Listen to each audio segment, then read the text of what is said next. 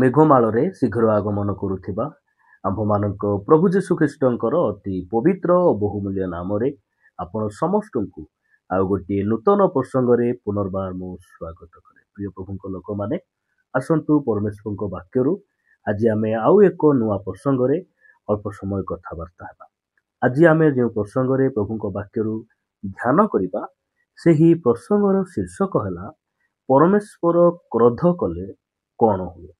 ଆଜିର ପ୍ରସଙ୍ଗ ହେଲା ପରମେଶ୍ୱର କ୍ରୋଧ କଲେ କଣ ହୁଏ। ଏହି ପ୍ରସଙ୍ଗରେ ପ୍ରଭୁଙ୍କ ବାକ୍ୟରୁ ଅଳ୍ପ ସମୟ ଆମେ କଥାବାର୍ତ୍ତା ହେବା।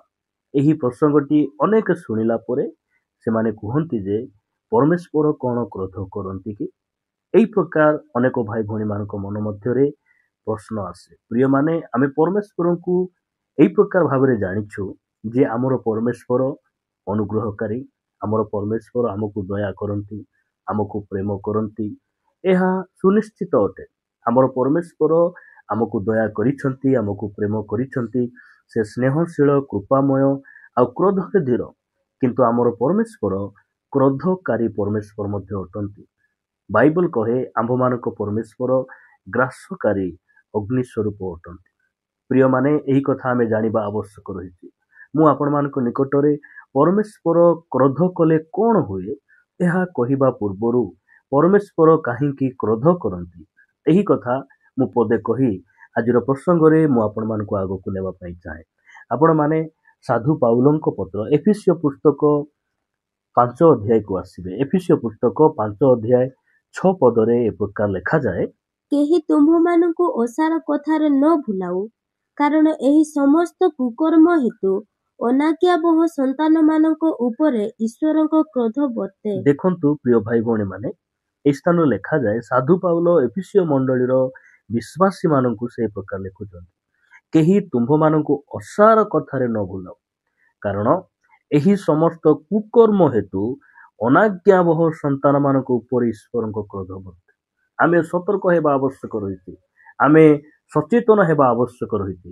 ଯେତେବେଳେ ଆମେ ଓସାର କଥାରେ ବିଶ୍ୱାସ କରୁ ଆଉ ପରମେଶ୍ୱରଙ୍କର ସବୁ ପରାମର୍ଶ, ତାହାଙ୍କର ଅନୁଯୋଗକୁ ଆମେ ପିଠି ଆଡ଼େ ଫିଙ୍ଗି ଦେଇ ଆମେ ଓସାର କଥାରେ ବିଶ୍ୱାସ କରି ଯେତେବେଳେ ଆମେ ପଥଭ୍ରଷ୍ଟ ହେଇଯାଉ ଏବଂ ପରମେଶ୍ୱରଙ୍କର ବାକ୍ୟକୁ ଅମାନ୍ୟ କରି ଆମେ ଯେତେବେଳେ ଅନାଜ୍ଞାବହ ହେଇଯାଉ, ସେହି ସମୟରେ ପରମେଶ୍ୱରଙ୍କର କ୍ରୋଧ ବର୍ତ୍ତେ।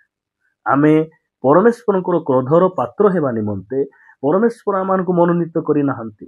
ଆଗାମୀ କ୍ରୋଧ, ଆଗାମୀ ବିନାଶରୁ ସେ ଆମକୁ ଉଦ୍ଧାର କରିବା ପାଇଁ, ଆମକୁ ପରିତ୍ରାଣ ଦେବା ପାଇଁ ସେ ଆମକୁ ଆହ୍ୱାନ କରିଛନ୍ତି, ସେ ଆମକୁ ମନୋନୀତ କରିଛନ୍ତି। ପ୍ରିୟମାନେ, ପରମେଶ୍ୱର କ୍ରୋଧ କଲେ କଣ ହୁଏ? ଆପଣମାନେ ମୋ ସହିତ ପଢିବେ ସିଫୋନିୟ 1 ଅଧ୍ୟାୟ 18 ପଦରେ।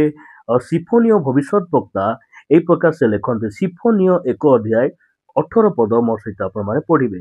ଏହି ସ୍ଥାନରେ ପ୍ରକାର ଲେଖାଯାଏ, ପୁଣି ସଦାପ୍ରଭୁଙ୍କ କ୍ରୋଧର ଦିନରେ ସେମାନଙ୍କର ରୂପା କିମ୍ବା ସେମାନଙ୍କର ସୁନା ସେମାନଙ୍କୁ ଉଦ୍ଧାର କରି ପାରିବ ନାହିଁ। ଦେଖନ୍ତୁ, ପ୍ରଥମ କ ଅଂଶରେ ଆମେ ଦେଖୁଛୁ ଯେ ସଦାପ୍ରଭୁଙ୍କ କ୍ରୋଧର ଦିନରେ ସୁନା, ରୂପା, ଟଙ୍କା, ସମ୍ପତ୍ତି କିଛି କାମକୁ ଆସିବ ନାହିଁ। କିଛି ଏଇସବୁ ବିଷୟ କାମକୁ ଆସିବ ନାହିଁ। ଆଜି ମନୁଷ୍ୟର ଭରସା, ମନୁଷ୍ୟର ବିଶ୍ୱାସ, ମନୁଷ୍ୟର ଗର୍ବ କୋଉଠି ନା କୋଉଠି ସେମାନେ ସୁନା ଥିଲେ ଯଥେଷ୍ଟ, ଟଙ୍କା ଥିଲେ ଯଥେଷ୍ଟ, ଘର ଥିଲେ ଯଥେଷ୍ଟ, ମୋ ପାଇଁ ଚାକିରି ଥିଲେ ଯଥେଷ୍ଟ। ଆଜି ଅନେକ ଲୋକ ଏହି ଜଗତର ଏହି କ୍ଷୌଣିକ ବିଷୟ ପ୍ରତି ସେମାନେ କଣ କରିଛନ୍ତି? ଭରସା ରଖିଛନ୍ତି। ଆଜି ଏଇ ସବୁ ବିଷୟରେ ସେମାନେ ଆଉଜି ପଡିଛନ୍ତି। କିନ୍ତୁ ପରମେଶ୍ୱରଙ୍କ ବାକ୍ୟ କହେ, ଯେତେବେଳେ ପରମେଶ୍ୱରଙ୍କର କ୍ରୋଧର ଦିନ ଆସିବ, ଯେତେବେଳେ ପରମେଶ୍ୱରଙ୍କର ନ୍ୟାୟ ବିଚାରର ଦିନ ଆସିବ, ସେହି ଦିନରେ ସେମାନଙ୍କର ସୁନା କି ରୂପା କୌଣସି କାମରେ ଆସିବ ନାହିଁ। ଆପଣମାନେ ଜାଣିଥିବେ, ଯେଉଁ ସମୟରେ କୋଭିଡ-19 ପୃଥିବୀରେ ଆସିଲା, ଲୋକମାନଙ୍କ ପାଖରେ କୋଟି କୋଟି ଟଙ୍କା ଥିଲା, କୋଟି କୋଟି ଟଙ୍କାର ଗାଡି ଥିଲା, ମାତ୍ର ସେଇ ଗାଡିରେ ବସିବା ପାଇଁ ଗୋଟେ ଲୋକ ମଧ୍ୟ ନଥିଲେ।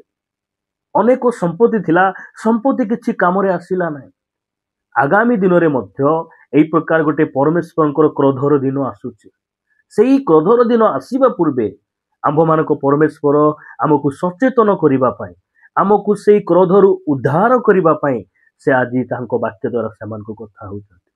ପ୍ରିୟ ପ୍ରଭୁଙ୍କ ଲୋକମାନେ, आमे केते सौभाग्यशाली लोक माने अटू जे क्रोधर दिन आसीबा पूर्वे परमेश्वर आमको से कथबार्ता होउचंती से कहउचंती जे ताहांकर क्रोधर दिन रे सुना कि रूपा कौनसी विषय सेमानकु उद्धार करि परिबो नाही ମାତ୍ର ତାହାଙ୍କର ଅନ୍ତର୍ଜାଳା ରୂପ ଅଗ୍ନିରେ ସମୁଦାୟ ଦେଶ ଗ୍ରାସିତ ହେବ, କାରଣ ସେ ଦେଶ ନିବାସୀ ସମସ୍ତଙ୍କୁ ନିଃଶେଷ କରିବେ, ହଁ ଭୟାନକ ରୂପେ ନିଃଶେଷ କରିବେ।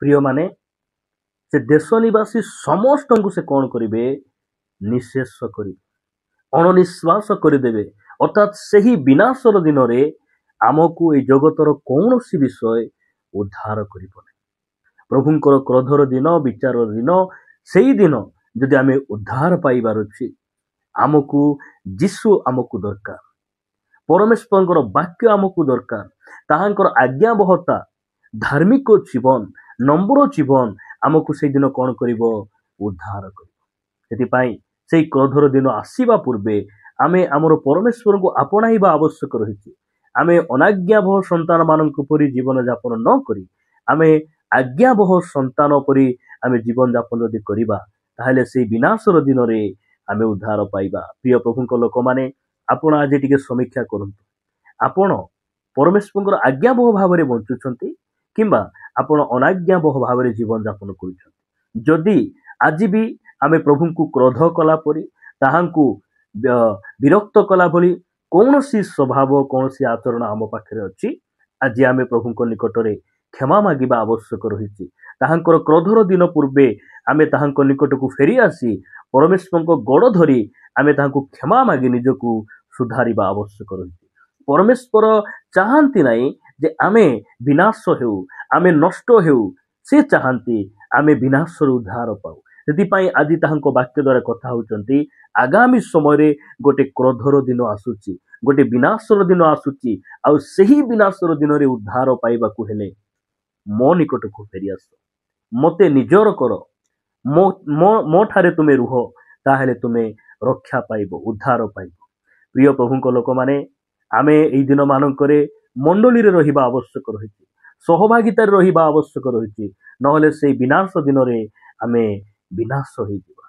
प्रभु आमान को दया करंतु आपण मान को निकटरे मु आउ गोटे वाक्य रखिबा पई चाहे आपण मान मोर सहित जिरिमिय भविष्यत वक्तांक पुस्तक 10 अध्याय 10 पद जिरिमिय 10 अध्याय 10 पद प्रति आमे ध्यान देबा। मात्र सदाप्रभु सत्य परमेश्वर आम अटंती मानक प्रभु सत्य परमेश्वर अटंती सत्य परमेश्वर जदि अछंती ताहेले मिथ्या परमेश्वर माने ए पृथ्वी रे मध्य रहिछंती आमे जो परमेश्वर सेवा करूछु से सत्य परमेश्वर अटंती आ से कोन कहउचंती तळ को लिखा जाए से जीवित परमेश्वर से बंची चंती आ आजि मध्य से हमको कथा होउचंती से जीवित परमेश्वर ओ अनंत काल स्थायी राजा तापरे ताहांको कोपरे पृथ्वी कंपित हुए ताहांको कोपरे पृथ्वी कंपित हुए पृथ्वी होली जाए ए पृथ्वी नित्य स्थायी पृथ्वी नुहे एही पृथ्वी दृढ़ भाव रे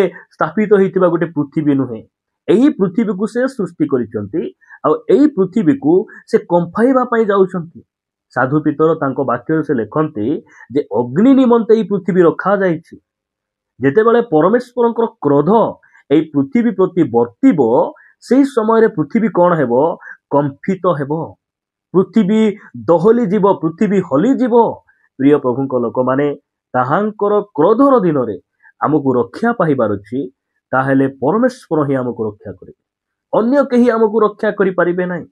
एई स्थान लेखा जाउछि जे पृथ्वी कंपित हुए पुणी सर्वदेशीय माने ताहांकर क्रोध सही पारंती नाही सर्व देशर समस्त लोक माने सबु किछि सही हेबो अनेक समय रे आमको ज्वर हुए बेमार हुए रोग हुए अभाव ये सब विषय गुड़िक सहे करी हुए किंतु परमेश्वर क्रोध सहे करिबा संभवपर नहंक समय रे परमेश्वर क्रोध पृथ्वी प्रति वर्तिला नहंक परिवार परमेश्वर कथा मानिले से माने जहाज रे रहिले से माने रक्षा पाई गले मात्र परमेश्वर क्रोध जे मान प्रति वर्तिला से माने समस्त जल रे भासी गले से दिन सदम गमरा रे परमेश्वर क्रोध वर्तिला लटंक छड़ा କେହି ମଧ୍ୟ ସେ ସଦମ ଗମରାରେ ରକ୍ଷା ପାଇପାରିଲେ ନାହିଁ। ପରମେଶ୍ୱରଙ୍କ କ୍ରୋଧ ଭୟଙ୍କର। ପ୍ରିୟ ପ୍ରଭୁଙ୍କ ଲୋକମାନେ, ଆମକୁ ପରମେଶ୍ୱର ସେଇ କ୍ରୋଧରୁ ଉଦ୍ଧାର କରିବା ପାଇଁ ଚାହୁଁଛନ୍ତି। ଆସନ୍ତୁ ପ୍ରଭୁଙ୍କୁ ଧନ୍ୟବାଦ ଦେବା। ସ୍ୱର୍ଗୀୟ ପିତା, ଆମେ ତୁମର ଗୌରବ କରୁଛୁ। ବାପା, ତୁମର ବାକ୍ୟ ପାଇଁ ତୁମର ମହିମା ହେଉ। ପ୍ରଭୁ, ବିନାଶର ଦିନ ପୂର୍ବେ ତୁମେ ଆମମାନଙ୍କୁ ତୁମ ବାକ୍ୟ ଦ୍ୱାରା ସଚେତନ କରୁଥିବାରୁ, କଥା ହେଉଥିବାରୁ ଆମେ ତୁମକୁ ଧନ୍ୟବାଦ ଦେଉଛୁ। ପ୍ରଭୁ, ଆମ ଭିତରେ ତୁମକୁ କ୍ରୋଧ କଲା ଭଳି, ପ୍ରଭୁ ତୁମରି ଅନାଜ୍ଞାବହ ଜୀବନଯାପନ କଲା ଭଳି କିଛି ବିଷୟ ରହିଛି, ତୁମେ ଆମକୁ ଧୌତ କର, ଆମକୁ ପରିଷ୍କାର କର, ତୁମର ଆଗମନ ପାଇଁ ପ୍ରସ୍ତୁତ କର। ପ୍ରାର୍ଥନା ପ୍ରିୟ ପ୍ରଭୁ ଯୀଶୁଙ୍କ ନାମରେ ମାଗୁଛୁ, ଆମେନ୍।